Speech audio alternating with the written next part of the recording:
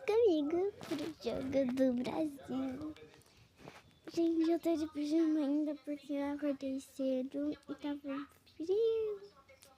Eu fiquei com preguiça de tirar porque tá quentinho, por isso que eu tô de pijama ainda, gente. Agora eu vou fazer uma maquiagem, lavar esse cabelo e finalizar. Vou fazer os caixinhos que eu postei pra vocês e colocar uma roupa. A roupa do Brasil. E vou ficar mais um ano lá escolhendo o short, ou a saia, ou a calça. Vou ficar 2 anos lá. Com o negócio ainda, né? Com o short. Agora eu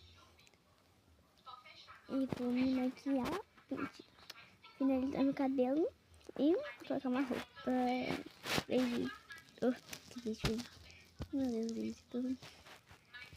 Até depois. Jogue com responsabilidade.